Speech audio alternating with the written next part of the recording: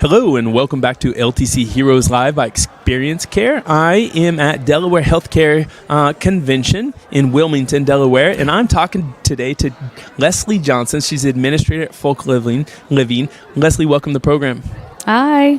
Leslie, I'm excited to talk to you because before we hit record and went live, we started talking about your leadership style. I usually start off by talking about your initiation story and how you got into it, but I know you're passionate about leadership. So tell me a little bit, how would your peers define you as a leader? I would say that I'm very caring. I'm very hands-on, very dedicated. Whatever they need, make it happen. I lead by example. I'm very easy to talk to. I the open door policy, for all levels, all my front line and my managers. I think, we work off each other's thoughts, to figure out the best solutions to, correct things or to achieve things. Just an easy person to talk to. And I'm interested in kind of the nature versus nurture. Who are some mentors of yours, and they could be in long-term care or outside of long-term care, who has influenced and made you a great leader who you are today? I would say, I've worked with a few different regional directors of operation. They all have different leadership styles. The best ones were the ones who, when I asked, I always tell my staff, don't be afraid to ask questions. Express interest in different things that you want to do and your growth and so forth with the community. I'll always remember how I got into even finding out about the AIT program. I was tearing dietary tickets, meal tickets, in our clinical room, and the vice president of clinical services was down there. And I was like, hey, I really want to grow with the company. There's only one regional dietitian, so, I know she's not going anywhere anytime soon. And, but I want to be able to make a bigger difference and bigger impact. And she had told me about the AIT program. And she was like, I'll let, Bob, my administrator at the time, know. And so before I even got upstairs, he was like, hey, I heard that you're interested in the AIT program. And then, they got it approved for me to do my AIT while I was a dietitian at one of my centers, Manor Care. And it just, started from there. And, it's funny because when I finished my program, the same lady was in the office with the administrator, and I was like, hey, I'm getting ready to be done my AIT program. And I was like, she's like, are you looking anywhere? And I had happened to look at a facility in Alexandria, Virginia, and said that. And she was like, oh, well, I can get you, an interview with the regional over there. And it just, if I hadn't said hi that day and told her I was done, that opportunity might not have, opened for me. And initially, they thought I was just ready. I interviewed, and they're like, you'll be perfect to be the assistant at our Arlington location in Virginia. And they ended up, unfortunately, someone passed away that was supposed to be over at Alexandria. They moved me. They called me a couple weeks early, had me come to Virginia, and they're like, we're going to put you in the Alexandria location where I initially applied for. And I ended up, proving myself after like the 10 months. We got a deficiency-free survey, built the team, flipped that building, and they offered me a position. So I never was the assistant. I kind of was like, here's your building, figure it out. And that started my career. And, just asking questions, I've met a lot of different leaders along the way who've been very supportive. So it's very lucky. I love the story. It's the first time I've started off an interview with someone so young who got thrown into a leadership position.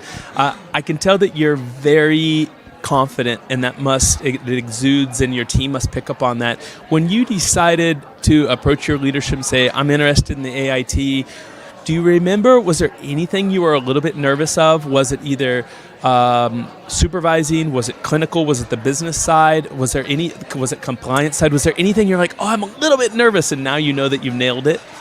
I think the hardest part initially was, going from being just a dietitian and being, a manager in one department to like overseeing all the departments and having to like break away from focusing on that one, department, and then thinking as a leader and asking more open-ended questions and, learning how to empower the other managers, and a big thing I get a lot, I look young, because I am younger, and a lot of people are like, you get family members coming in, they look at, they're like, you're not what I expected to, be seeing. But I was like, but I can assure you I'm very good at what I do.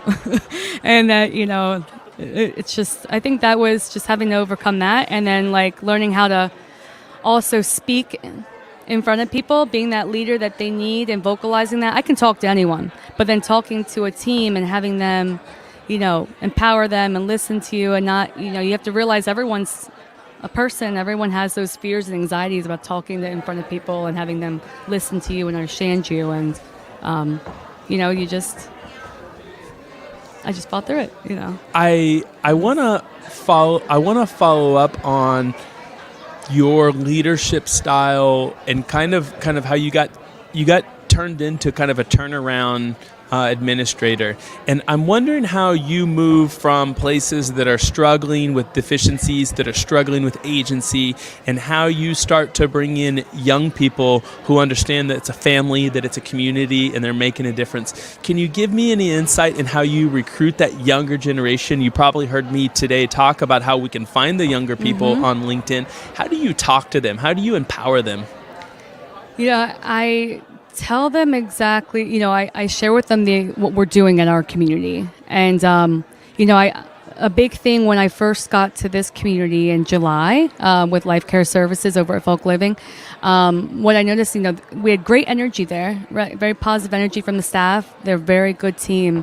But there was a lack of employee appreciation activities going on.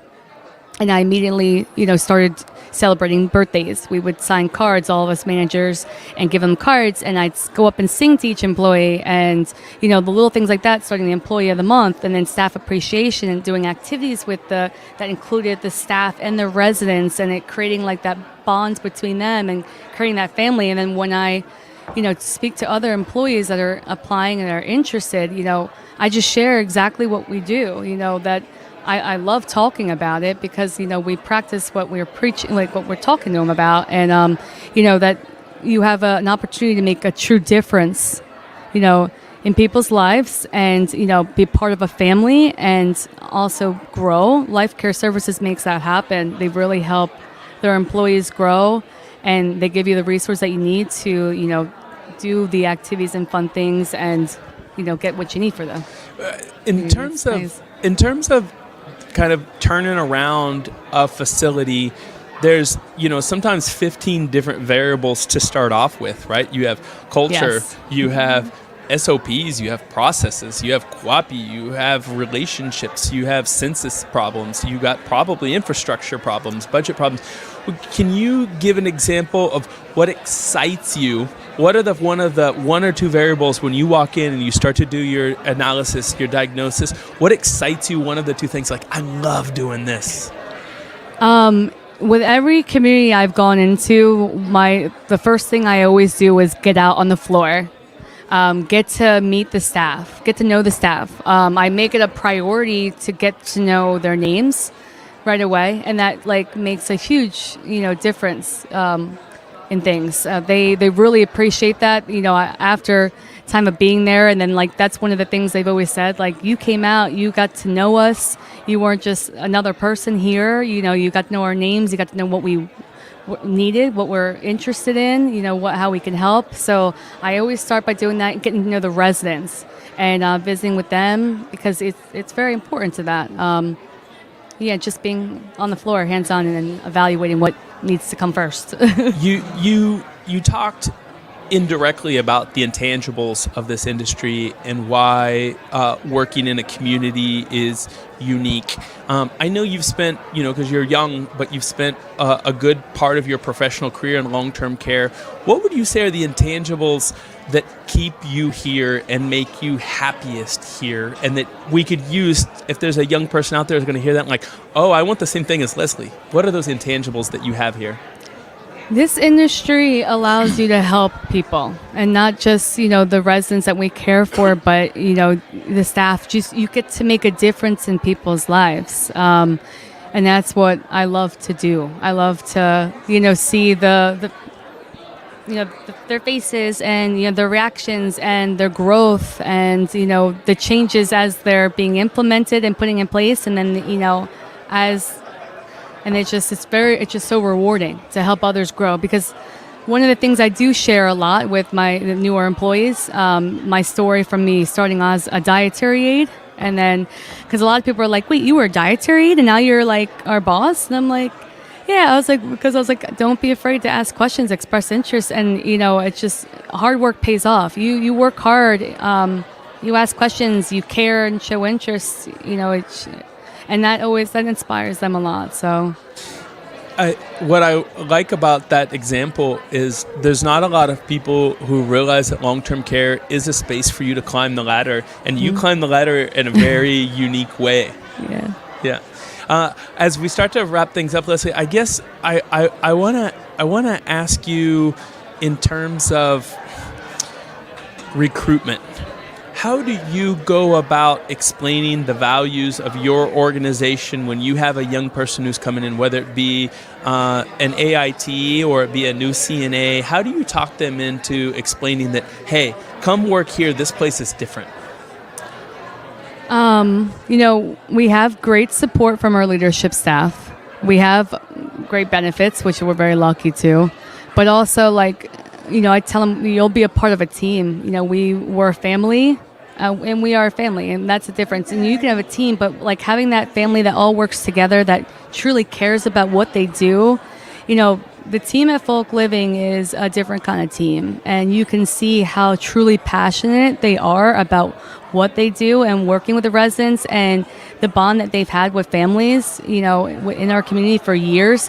We have staff that have been in our community, worked for 30 plus years. We have some CNAs, caregivers, nurses, and, letting the other employees that other people that are interested in coming to work with you, know about our longevity and, the positive energy. And we give that positive energy off when you come into our building.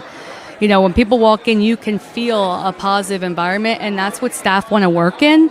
And that's what they're looking for. They want to be appreciated. Lastly, before we wrap up, I'm going to ask you to shout out somebody, one or two people on your team that you're proud of, that you learn from, and that that they get your company cultural values. And just so your team knows, I'm going to only let you say one or two names. We can't go through everyone. So anyone who feels left out, who do you feel is kind of the epitome of great long-term care? We have one nurse, Letitia, who's actually was recently voted our Associate of the Month award. Received that. She just goes above and beyond in every area. She helps out with housekeeping. She helps out with passing trays. She's all those little things. She knows every little thing about every resident she cares for to make provide them that personalized experience. And she'll pick up shifts when we're struggling. She'll do doubles. I mean, she's amazing. And we also have very amazing leadership directors in our nursing department. Our director of nursing and our assistant director of nursing, Tyrus, and our director of nursing, Janet, are wonderful clinical leaders, and we're very lucky to have them. Well, Leslie, thanks for joining me on LTC Heroes. It was a pleasure to meet you here. Yes, and it's a pleasure. Letitia, right? Letitia, if you want to come on LTC Heroes, we want leaders like you on here. Yes, we got to get hers. Thank you so much. Thank you.